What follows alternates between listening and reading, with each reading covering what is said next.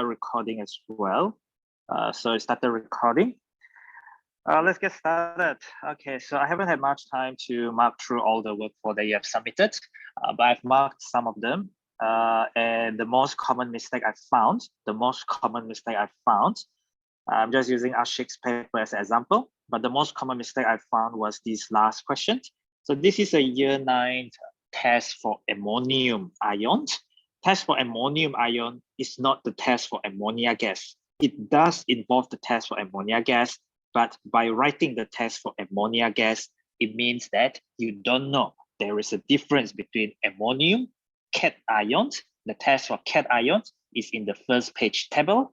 The test for gas is on the second page table. Altogether, there are only 2 pages of the test. And if you don't know the 2 pages, still, it means that you haven't done anything since the first topical test back in January. That was from your year 9 chemical analysis. You will never, ever be given that table of tests, the 2 pages test for cations, anions, phlegm test, as well as test for gases. You will not be given that table in the theory paper at all, such as this, which is a theory paper. Now, the other thing was describing experiments. A lot of people get the idea that, mix them together and temperature decreases, but some people don't have that idea. I think like even I can see Ashik couldn't spell properly. Temperature should be TEMPERATURE. The same mistake that I think Hilmi had problem with spelling as well. Temperature is something you did in lower secondary, in physics, as well as in chemistry. Therefore, you cannot spell this quantity incorrectly. Of course, you need to measure the starting temperature and the final temperature, but there is no mention of the apparatus. Remember, in a description of an experiment, you must include the name of the apparatus. It's just you telling someone. How do they know how to measure temperature if you don't mention the apparatus? Okay, quite a lot of wrong spelling here for Ashik as well. But anyway, so those 2 are the one I want to specify specifically. I think it's better if I go through this whole work. Some people couldn't read the temperature correctly. This one, the slightly longer line, that represents the 90, so this is 91. Not many people make this mistake. I think 1 or 2 people read this value incorrectly. Most people are okay with this. Once I return your work, you can do your own correction. Obviously, I haven't returned all the work here there. Most people are okay, but some people decided they can understand that it's a curve and it will go downwards. And some people added in a new point, which is wrong. You do not have a new data. You have the original data. You are just doing this thing called extrapolating. Extrapolating means you are extending based on the trend of the line. So it will go further down and then this will go further up. Okay. And salt C is supposed to be less soluble than salt D. If you are less soluble, that means your crystals will appear more easily compared to the salt D because it's less soluble. Okay, it's less soluble. I'll discuss more in the actual lecture tutorials. This is the kind of question where they say show clearly on your graph. The same thing in physics. It's not enough just to extend the line. You have to be able to draw using your ruler, like get your ruler and then draw like this. Okay, so you show one line and then you show the other line based on your diagram. So this is called show construction line, show construction lines. So you're reading this value and you're reading this value. So show this line. Showing this line means that you are using your graph, show clearly on the grid or show construction lines. Therefore, this Ashik doesn't get full mark. The same thing with the rest of you if you don't show construction lines. When everything is completely dissolved, you will have nothing left, no residue, no solid. You get a clear solution. They all mean the same thing. I'll talk more about this in the actual tutorial. In terms of this, quite a lot of different answers for this, yeah? So a lot of people don't understand reliability. Reliability means you can get the same result again and again. That means if you repeat the experiment, repeat it a couple more times, you don't just repeat it one time until you get consistent result. So reliable is about consistency. Do you have consistent results? Okay, but consistency or reliable result doesn't mean they are accurate. Accuracy is precision. Precision and accuracy, as you learn in physics, is to do with the apparatus that you're using. The higher the decimal places, the more accurate is your apparatus.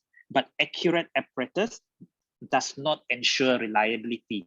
To ensure reliability, you need to repeat experiment a couple of times. Then you can average the best results, the results that are close to each other, the results that doesn't include the anomaly. Anomaly means out of order, very far away from what you expect or the rest of your results. I think I pretty much went through the whole paper already. So I'll return back this paper once I finish marking later on today, and then you can go through them yourself. Okay, so I did go through energetics work 1 already in the last corrections. I did go through energetics number 2. That was to do with the multiple choice questions. That was in the last correction class as well. So in this correction class, I'll give you the opportunity to go through electrolysis. So I'll go straight to the electrolysis topical test, which was just, I think, 2 or 3 weeks ago. So we'll start off with the structure question first, because I think that one is the shorter one to go through. Is there anything in here you want me to go through? Just speak up, because if you don't speak up, we are not going to come back to this. And electrolysis is a very difficult topic. Yeah. Okay. You can just unmute yourself and ask me to go through anything in this paper you don't understand. Anything at all? Are people online? So I'm just going to check attendance. It seems that a lot of people are online, but doesn't mean that people are actually online. And it's not a big issue for me. It's more of an issue for you if you don't learn anything over the next 2 weeks. Anything at all in the electrolysis topical test that you want me to go through? So the actual tutorial video, the work, the solutions, I have already uploaded it in the electrolysis topical playlist, just like I've done with all the other work. As soon as everyone has submitted, as soon as everyone has done the test, they are automatically added onto the same topical playlist, which you can get from the link tree in the group info. Okay. And of course, if anything happens, I can always come back to this recorded tutorial and I can say I have provided the opportunity for you to ask this question. So, if you are not here, then you're not going to get anything. All right, so any questions in this electrolysis topical test, this structured topical test, anything you don't understand at all, feel free to ask, please. I can't hear anyone, so I'm not sure if anyone is asking anything at all.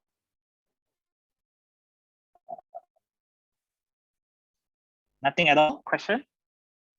Can I get some responses? Because it seems like everyone is present, but it seems like I'm talking to myself. So, I don't know whether you can hear me or not. Can you hear me at all? Can anyone hear me at all? All right, okay, yes. I thought I'm just talking to myself. Any questions people want to ask? No. You are fine. How about the rest of you? Let me just call out some names. Nabila, are you there? Nabila, are you there? Nabila, are you there? Nope, Nabila is not there. So strike her out. Adriana, are you there? Yes. Okay. Ashik, are you there? Yes. All right, okay. Are you guys sure you got nothing to ask on electrolysis? Because, you have the learning objective, right? You have the syllabus. I'm grabbing the syllabus next to me as well. So there was a book which I shared with you yesterday. That was from the IGCSE syllabus, and there is a revision guide, okay? When you are doing something, revision guide is not really useful unless you have already gotten the stuff. A lot of people want the shortcut, but when they do shortcuts, they don't quite understand that that they are missing out everything, the notes and stuff, the learning objective and stuff. So I don't know. What about the MCQ? Is there anything in the MCQ you want me to go through? Just shout out, please, guys, okay? Because you guys didn't do very well for your test at all. So I don't know.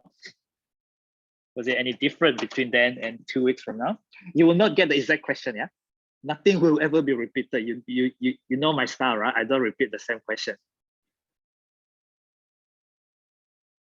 Anything at all? I'm just waiting. Anything you want me to go through?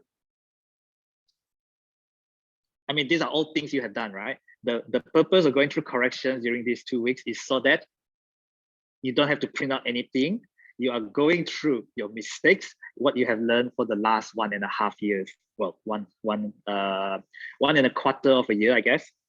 Anything at all in this redox changes electrolysis test?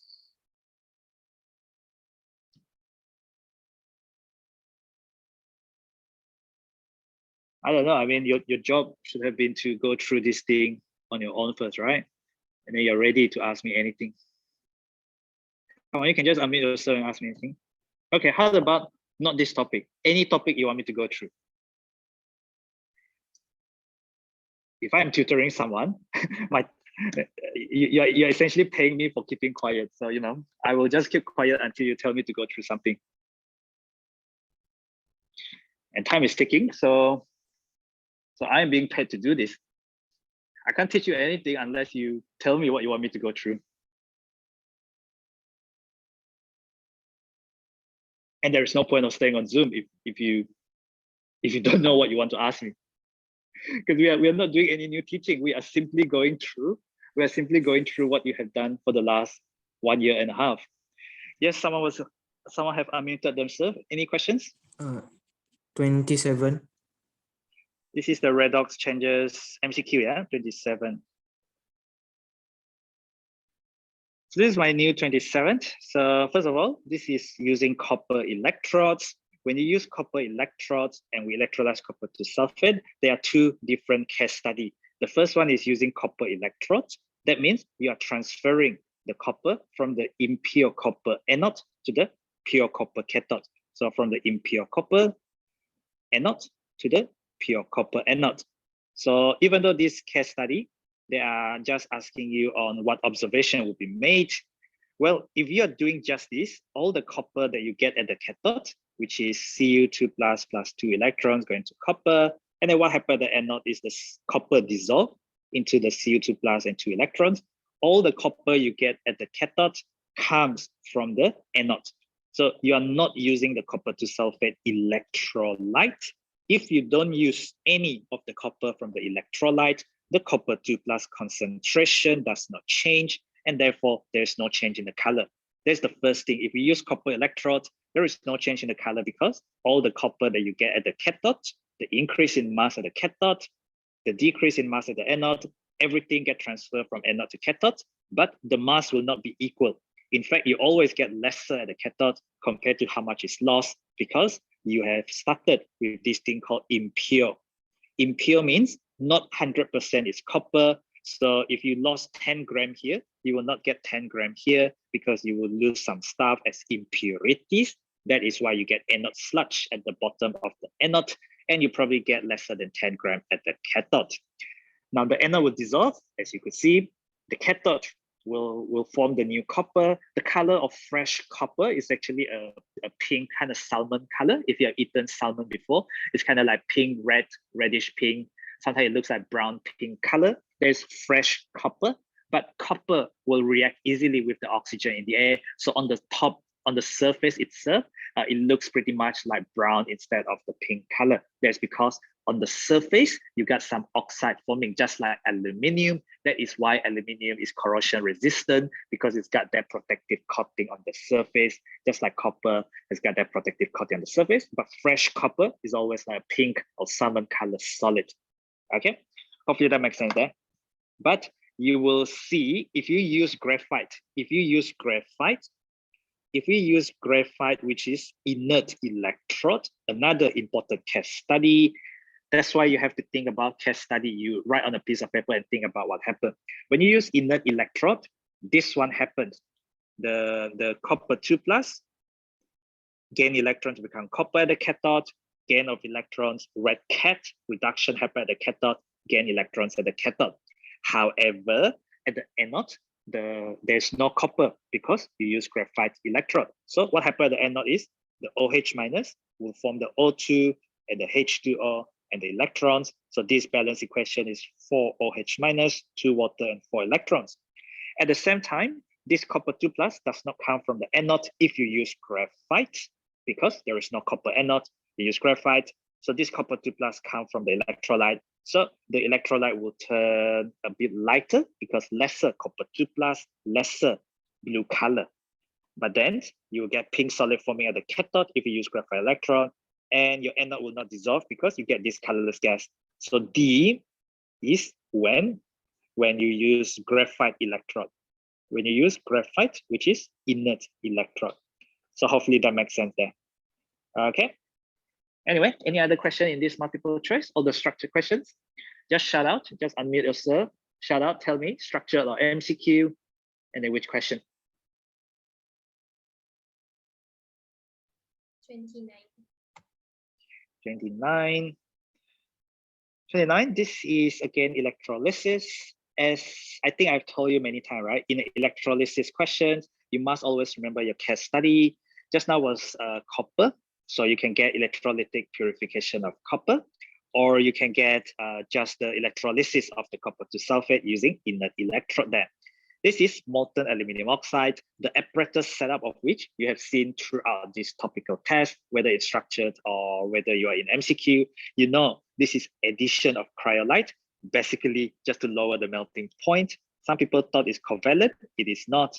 You have an aluminum oxide. This one has a very high melting point. Your job as an engineer, as a chemical engineer in the lab, is to save your boss some money. So you add some cryolite to help lower the melting point. So in reality, your electrolyte is not just pure Al2O3, it's Al2O3 molten plus your cryolite. So it's a mixture there. Okay, it's just a factual question, to be honest. Any other questions in this MCQ? 12.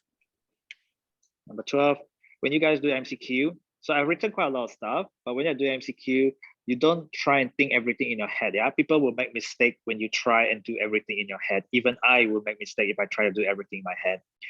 Okay, how about this one? What do I have? Okay, I think I better just remove this whole thing.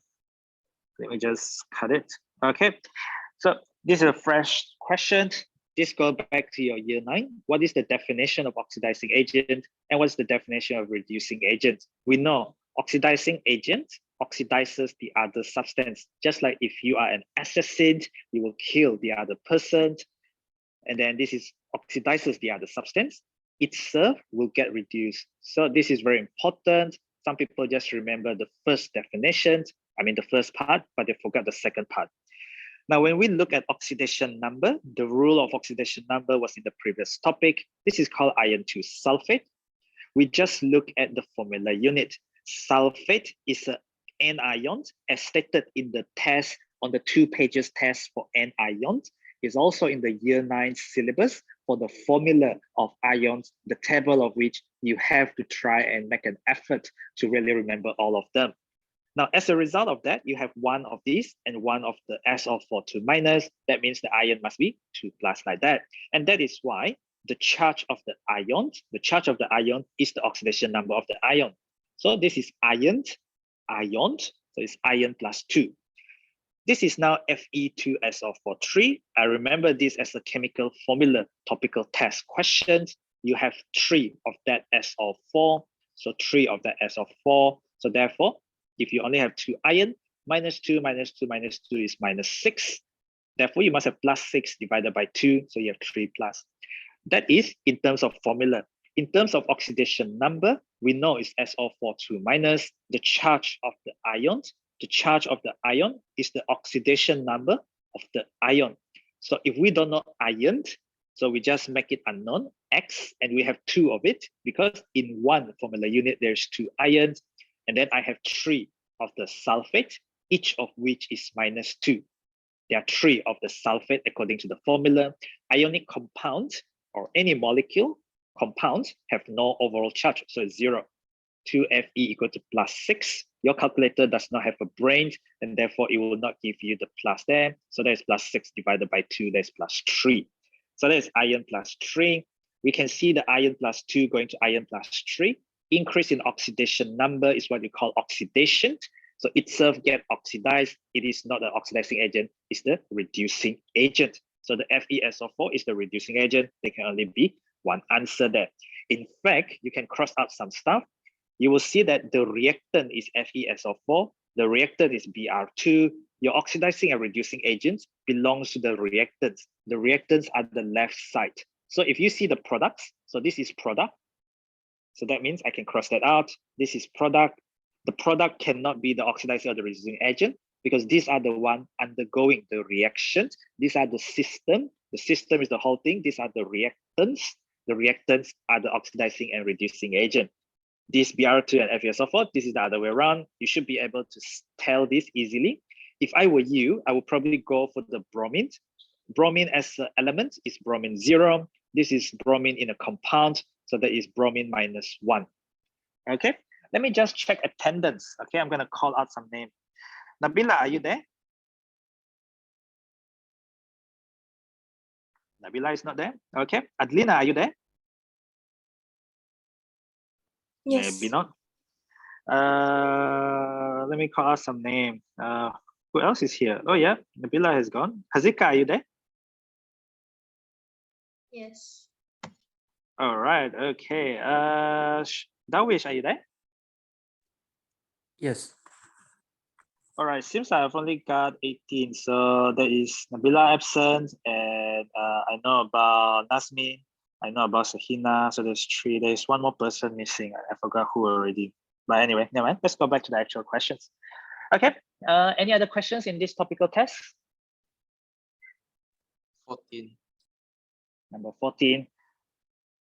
Okay. So in terms of the oxidation number, I guess, I mean, either you have watched the lecture, I mean, the solution, or you haven't, but doesn't matter. I'll just go through it since you already asked it. Nitrogen, highest oxidation number. Okay, oxygen in a compound is always -2. Oxygen in a compound is always -2. Oxygen in a compound is always -2. Now these are just nitrogen and oxygen. These are called oxide of nitrogen. There is a topic called nitrogen and sulfur chemistry later on, and you will learn all about this oxide of nitrogen. This thing here is what you call sodium nitrite. If you go back to your year 9 chemical analysis topic, this is not in your paper 3, but it is in your theory. If you look in the syllabus, this is one of the ion that you need to test for, NO2-. This is called nitrite with the ITE. Nitrate is NO3-, ATE. Very, very important. Never to get confused about spelling. And that is why you need to practice that table of ions, especially for the next 2 weeks when you have minimal work and when you're just doing correction. It's time to start thinking and planning forward and make sure you know all these little things. The sodium there as a group 1 metal, when they form compound, they will be exclusively as an ion when they form compound. That is just how metal works. How metal reacts, they lose their outer shell electrons. Group 1 lose the outer shell electrons. So sodium is exclusively +1. Nitrogen, there's 1 nitrogen. There is 2 oxygen, so 2 times -2 there. And what happened then is, it is an ionic compound. It is a compound, so oxidation number of a compound which is uncharged is 0. Your nitrogen there is going to be +4. When you move the -4 to the other side, become +4. +1 move to the other side, become -1. +4 -1 become +3. I realized that people don't have very strong grasp of mathematics, and this is one area that you need to improve on simple arithmetic, especially moving numbers around. Okay, if you think you guys are quite bad, you haven't seen the year 9 yet. They are even worse in terms of mathematics. No idea how. Okay, so here you have 1 nitrogen and 1 oxygen. Mathematics cannot be learned by reading. You have to do it. Okay, you have to do it. Get your hands dirty and do it. Each of these is a compound. The oxygen there is -2, so 2 nitrogen is +2, nitrogen is +1 there. What about this nitrogen here? 2 nitrogen and then 4 oxygen. So 4 times -2 for the oxygen. Overall compound is 0. 2 nitrogen is +8, nitrogen is +4 there. And of course, after working out for all of them, then C must be the answer there. Okay. Any other questions in this MCQ?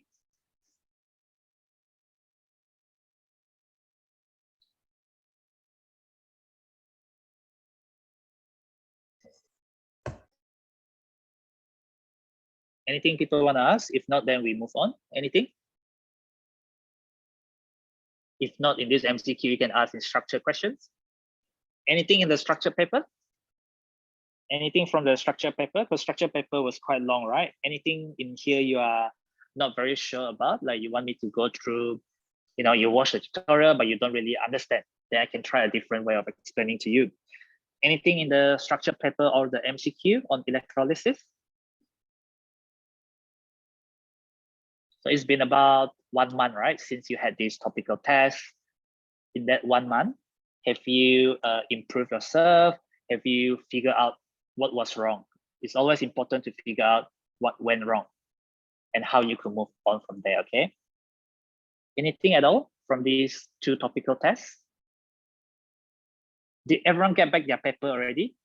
I'm pretty sure I gave everyone back your paper, right? If you lost your paper, your scanned scripts, they are all in your personal Google Drive folder, yeah? So you can always print out yourself if you ever lost your paper. Not that I lost your paper, of course. Anything at all? I mean, I can go through your mistake one by one, but structured or MCQ? Structured. Which question? 5D2.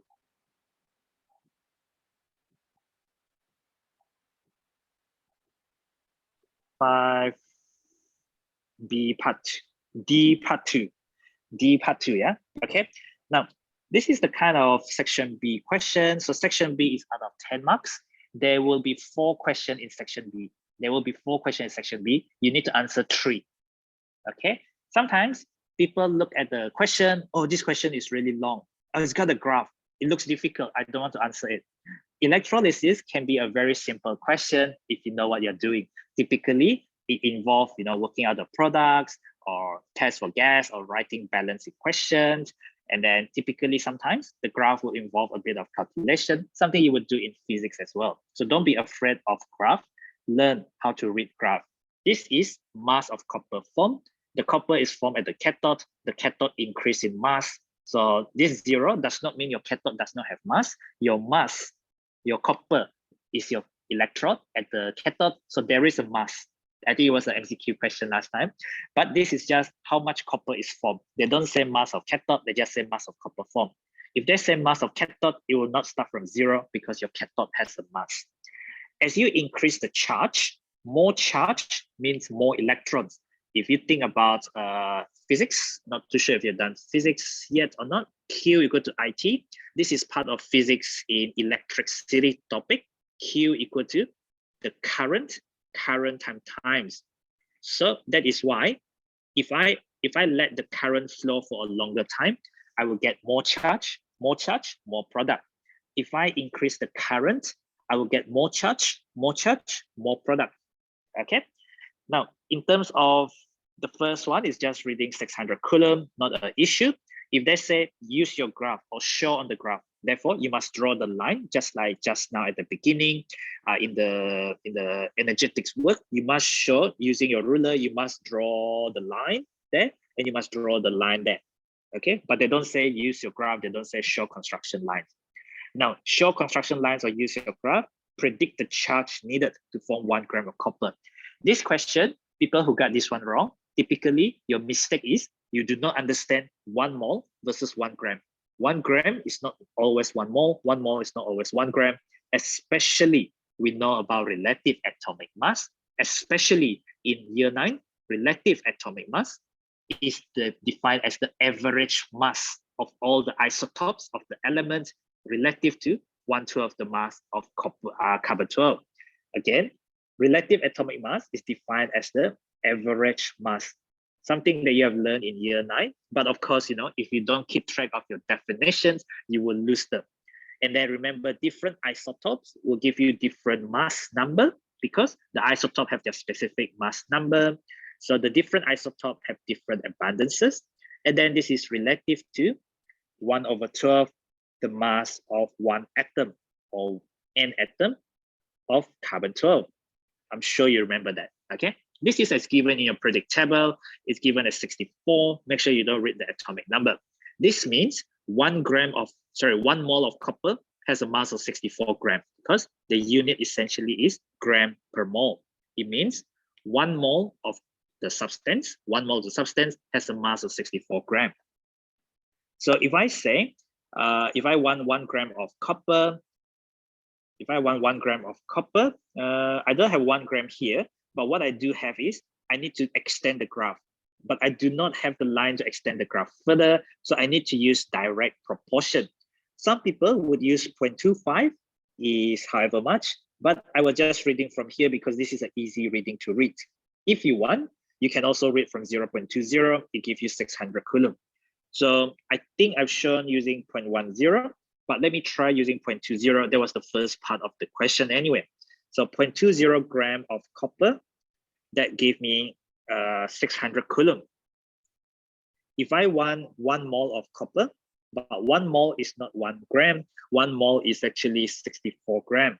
So 64 gram of copper, what is going to be the charge required? Is that what is the question? Use your graph to predict the charge. Yep, you should be able to get the answer like that. That is your direct proportion. I have just done everything in one go instead of converting it into mole. So there's going to be 600 coulomb times 64 gram divided by 0.20 gram. As you can see, the gram and the gram cancel because I'm comparing masses and masses.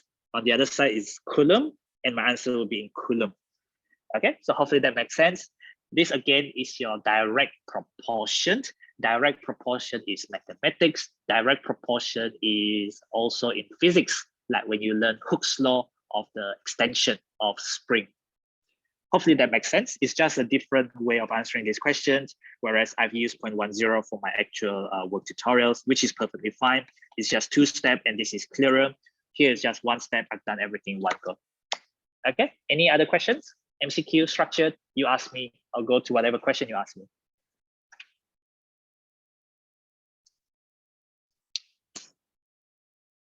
Anything at all?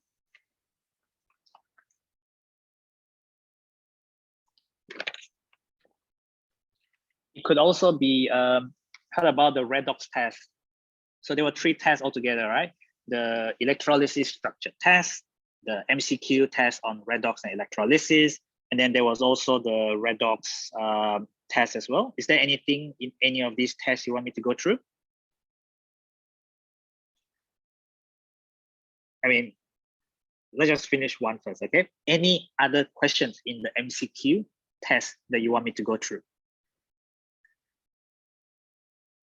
I'm gonna give it another 30 seconds. If you are sure you have no questions, then we'll move on.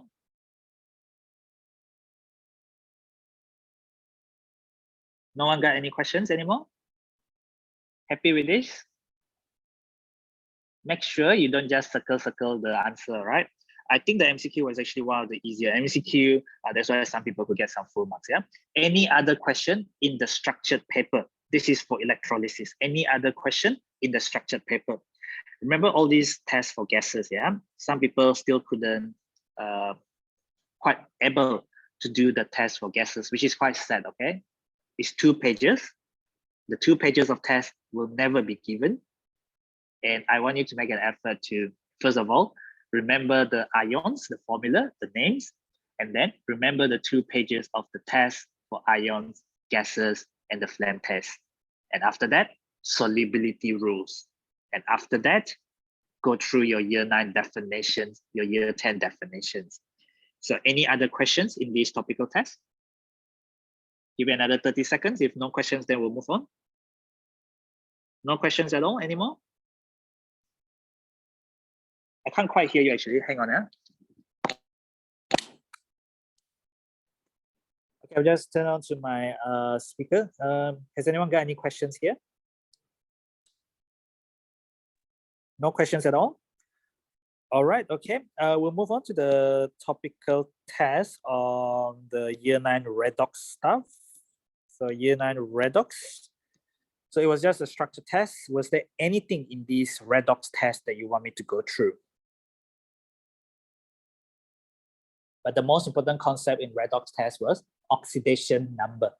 You must be able to do oxidation numbers.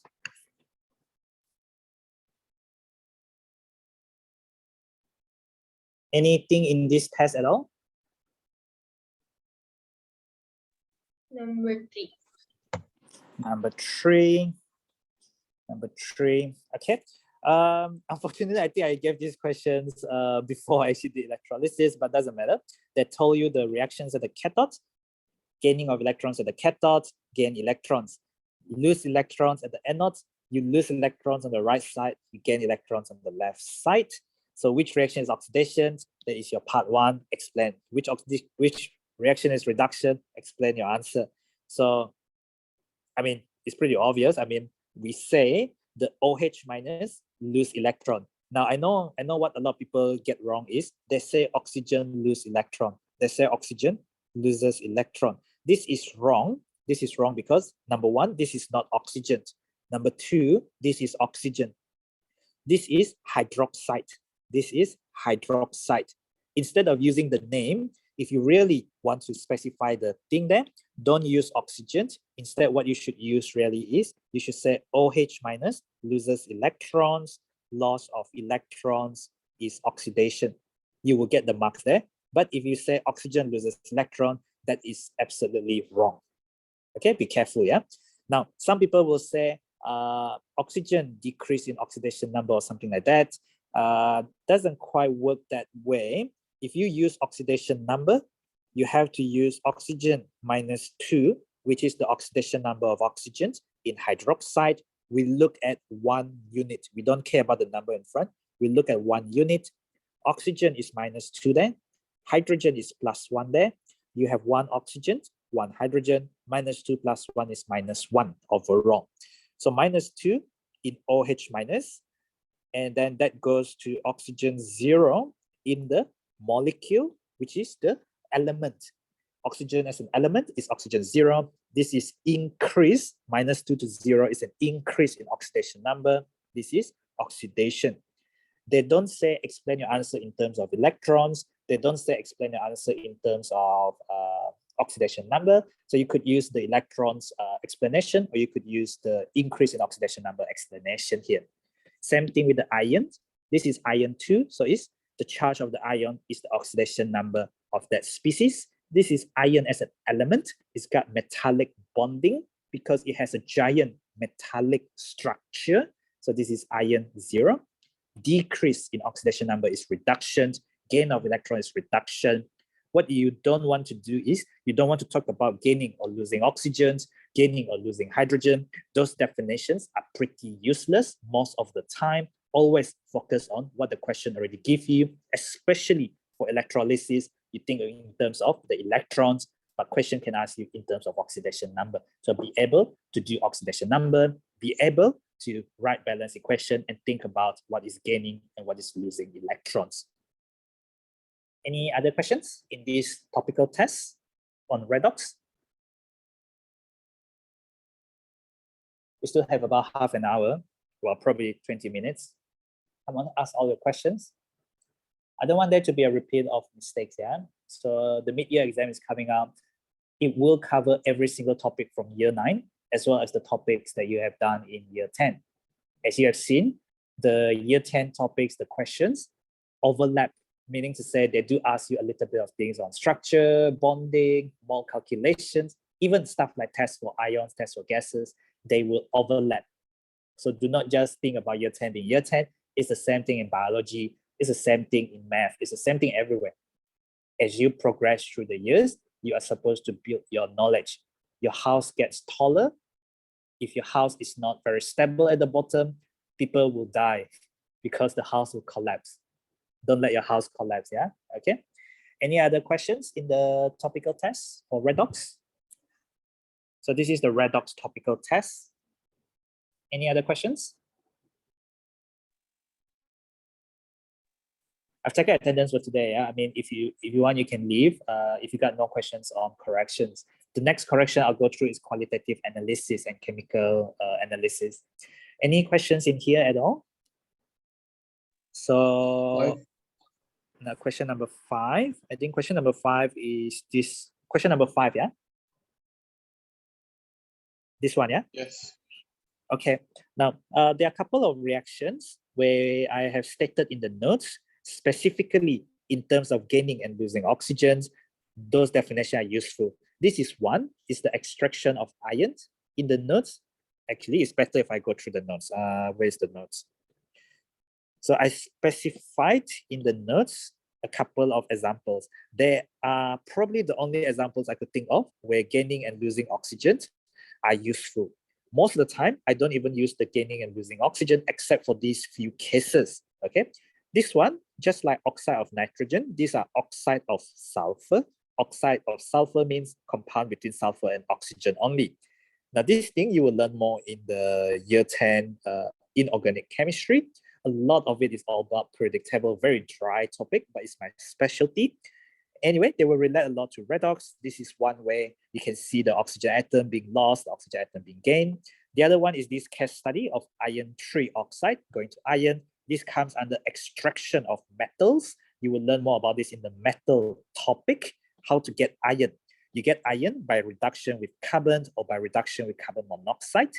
And that is because iron is below carbon in the reactivity series. We don't need to electrolyze this because we can reduce with carbon, because carbon is in between zinc and aluminium, and iron is below aluminium. So we can use carbon to get zinc, carbon to get iron, but we cannot use carbon to get aluminium. That's why we need the cryolite to help lower the melting point of Al2O3, because the electrolysis is very expensive.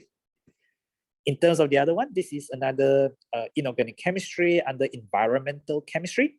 Very bad stuff. It kills you because it's toxic. This thing doesn't kill you. This thing causes greenhouse effect, global warming. And NO will kill you because it's toxic as well. So these two are toxic. They come out from your car exhaust. The older the car, the more this one will get emitted because your catalyst will die. They don't get produced, they don't get converted to cleaner stuff. Combustion means burn in oxygen. Anything that combusts, like the rice you had this morning, nasi lemak or nasi kato or whatever, whenever you eat something, your body is combusting the food, combusting the carbohydrates, and you are doing respirations, and you breathe out carbon dioxide and water, and you will release energy. It's exothermic. Combustion is always exothermic. Combustion always is a redox reaction because the oxygen is turned into carbon dioxide. Oxygen 0 oxidation number, oxygen -2 oxidation number. It's very hard to see gaining or losing oxygen in terms of the oxygen, but just look at the organic compounds or your carbohydrates, all the rice that you add, all the sugar in the drinks that you drink, all of them will gain oxygen, and then they will produce carbon dioxide. Gain of oxygen is oxidation. Of course, the oxygen itself will get reduced as they decrease in oxidation number overall. Going back to that question number 5, which someone asked me, balancing the equation is a common exercise from year 9. In terms of reducing agents, this kind of question focus on the definition, state the definition, but relate it back. It's called qualifying statement. Just because you know definition, but you don't relate it to the question, you are not answering the question. So we know reducing agent reduces the other substance, itself get oxidized. So find something that get oxidized. The carbon monoxide gains oxygen to give you carbon dioxide. So the CO gains oxygen. So here, I specifically talk about gaining oxygen because it's a lot easier. I always try and make my life easy, but I need to think also. I need to be able to do in terms of oxidation number as well. Carbon +2, because oxygen is -2, the overall compound have no charge. Oxygen is -2. We look at 1 unit. So carbon +2 times -2 is 0. Carbon is +4. The carbon get oxidized. So this is oxidation. The CO gain oxygen to form CO2. This is oxidation. Something that get oxidized is acting as a reducing agent because it causes the Fe2O3 to get reduced. It causes the Fe2O3 to lose oxygen. Change, whenever a question says change, do not just state the final or the initial one. Instead, from something, in something, to something, in something.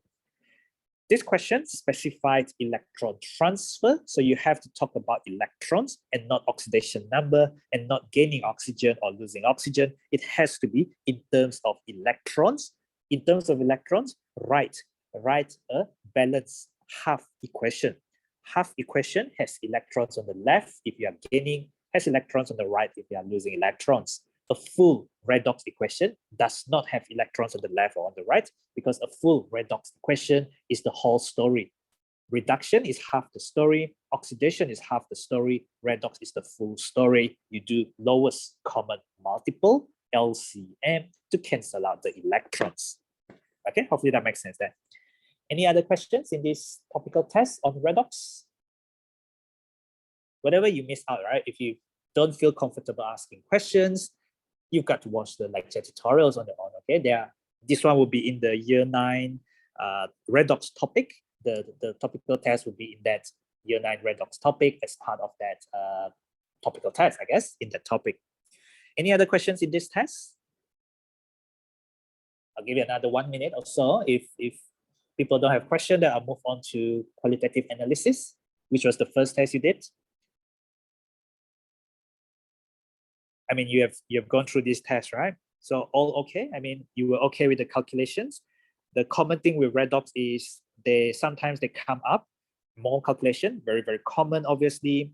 And then they come up quite often in redox titrations. So 2 types of titration. The one which involves changes in oxidation number. So using the KMnO4, which is purple, manganese plus 7. Make sure you know the formula, because this will all in the year 9 formula of ions again. Naming is part of your learning journey. If you don't know name, you don't know formula. If you don't know formula, you don't know name. Calculation wise, I think Shrin and Shakila and Mumtaz, I forgot whoever else, you guys always have problem with your N equal to CV, with your N equal to volume of gas divided by molar volume of gas. You need to sort out your stuff. People who have problem with calculations, you need to do a little bit more practice, cover up the previous examples, cover up the previous topical test questions, try again until you can set up the thing properly and until you can rearrange properly without any mistake at all. Okay, mistakes are allowed, but you cannot make a mistake on the real day itself if you want to do well. That is why you practice to cut down your mistakes, to learn from the mistakes. All right, so any other questions in this topical test? I mean, we have the whole 3 periods, right? Any other questions at all? No? If people have no question on this, we'll move on to the last topical test you have done. It was also on the year 9 topic. I did remind everyone, this is experimental techniques in chemical analysis. I reminded everyone towards the end of last year. This was actually included as part of your end of year exam. There were 2 pages. I remind again, yeah, there were 2 pages. The 2 pages of tests includes cations, includes anions, includes gases, and last but not least, this is new in the syllabus, is the flame test. And those are the things that are covered in this topic as part of chemical analysis. Experimental techniques is about separation. So filtration, you filter something which is insoluble from the soluble stuff. You do crystallization if you want something which is soluble. Because they dissolve, you cannot filter them directly. And then you have distillation. You have 2 types of distillation. You have the simple distillation if you just want to separate, 2 liquids that have different boiling points. If you have many liquids or gases that have many fractions, you're going to do fractional distillation. That was how we can separate nitrogen and oxygen and the noble gases away from our composition of the air that you are breathing in right now. We can always also use fractional distillation to separate out our crude oil. Crude oil are those yucky, black-colored, gooey stuff that you get straight from the ground. And then you refine them and then you separate them by fractional distillation as they have different boiling points. Okay, and you get many different fractions, some of which are used in cars, some of which are used in aeroplane, and then some of which are used to pave your roads. When your cars drive on the road, those black-colored tar solids that they pave the road that your cars drive on, those are actually petroleum products as well, but those have much higher boiling point. In fact, they have much higher melting point. And those are the foul smelling stuff when people pave new roads. And yeah, I mean, those are the roads that you ride on, and those are petroleum product as well. Okay, any questions in this topical test at all? So this is the last thing we'll do today. Yeah, so we're around 15 minutes left. Is there anything that you want me to go through that you don't understand in this topical test? If I recall correctly, because I marked the work a long time ago, if I recall correctly, a lot of people make a mistake in this kind of observation. Yeah, I think it was Shireen who wrote down blue precipitate for everything. You need to be careful when you have colored solutions or colored precipitate. The cations, the test for cation is always test with NaOH. That is because a lot of metal hydroxides, the metal hydroxides are insoluble most of the time, except for the couple. Na plus is soluble. That is why sodium hydroxide is soluble. Potassium hydroxide is soluble. Ammonium hydroxide is soluble. Lithium hydroxide is also soluble. All the group 1 hydroxides are soluble. Ammonium hydroxide is soluble. And so yeah, I mean, that is the very reason why you have to use the flame test.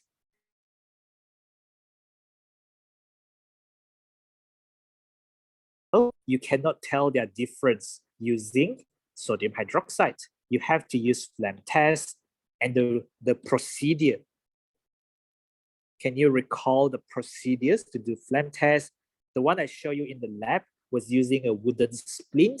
The proper procedure is clean nichrome wire. Nichrome is an alloy of nickel and chromium, okay? Or you can clean a platinum wire. It's much easier if you use platinum. Okay, let's just say we use platinum. So clean platinum wire or loop, wire or loop, and then dip the wire or the loop in the solution. So your solution containing the metal ion. So this thing I think I share with you, I asked you to add it onto your notes straight from the BBC chemistry website. I did show it to you. And then you burn it, you put on top, after you have the solution on the wire, then you place on the Bunsen burner. But your Bunsen burner flame, you do not want to have the orange color flame, you want to have the blue color flame, so that whatever color that will appear later on, like for K+, the color will be lilac, kind of like purple lilac. For lithium, it's a red color. For sodium, it's kind of orange yellow. For copper 2+, now, this is where people get confused again.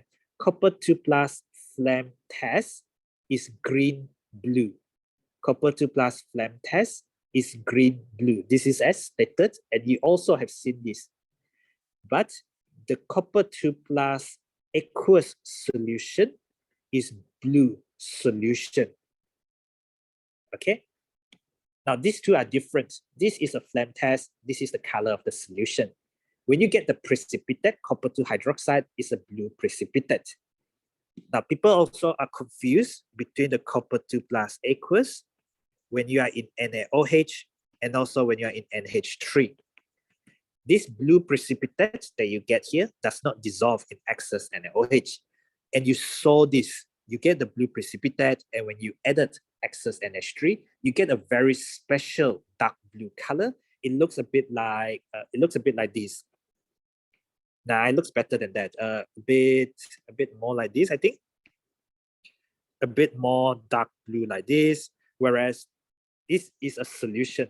It will get a dark blue solution in excess NH3, as stated in the 2 pages analysis of cation and also anions.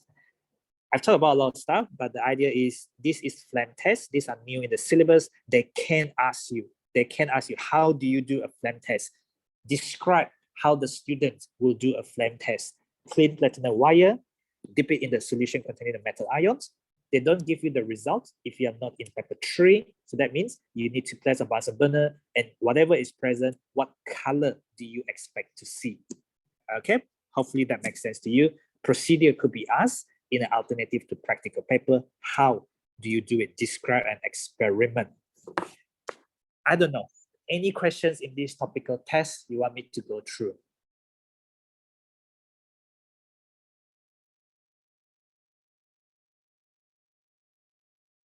I'll give you some time to think about it. I mean, you can ask me to go through any of the topical tests. So this is all the topical tests you have done this year, okay?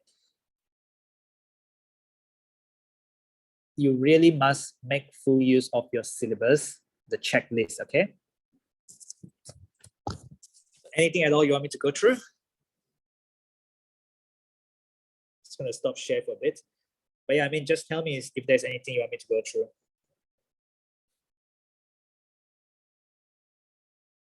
So I'm in the lab. And lab is pretty empty. I am due to do an experiment actually later on. So this was the experimental setup that you're supposed to be doing like last Saturday. Is to do with acid plus base, but you're going to do a thermometric titration. You don't get to do it, but you will get to do it when you come back to school. So don't worry too much about it. Any questions in the topical test you want me to go through? No. Okay, well, if Naima is happy, feel free to sign out. And the people who remain, anything you want me to go through? Any of the topical tests at all? I mean, you don't have to stay, okay? I mean, I've spent enough time going through all the corrections. The rest of it is really up to you already. As for whether you're on the other side or not, I don't know. Okay, but anytime you got questions, Khalid, you are around? Let's check if Khalid is around. Okay, you skipped the whole of redox topic last year. Yeah? Make sure you go through it on your own. Okay. The lecture notes were provided already and stuff. So I don't know. We'll probably go through corrections on the practicals and corrections on alternative to practical sometime in the next 2 weeks. So make sure you go through all your work and rest up any question you have. Okay, just because you have done the corrections on a piece of paper does not mean you actually understand what is going on. So do go through your work. I want you to spend the next 2 weeks, well, at least for chemistry, to just consolidate your learning for the last 1 year and 1 year and a half, give or take. But whatever you do prepare yourself. Okay, this 1.5 year is you're halfway through already. If you go through the syllabus, you're almost halfway through. Okay, when school reopens, we will not hesitate to move at full speed. Yeah. Okay, we'll probably just call it a day here. If you got questions, just text me and then I will do my best to help you. But otherwise, everything is on the playlist and you just have to go to the group info, click on the link tree and use however much or however little, depending on how much support you need. And please finish off your energetics work and do try them to the best of your ability. You have a textbook as well. Do use your textbook to prepare your definitions from year 9. Like some people still cannot differentiate nucleon number, proton number, relative atomic mass, that kind of stuff. And many definitions are from the whole of the syllabus. But those are up to you. Okay, don't wait until you're level for revision. Okay, the same goes for the rest of the subject. Okay, have a good day, everyone. We just stop it here.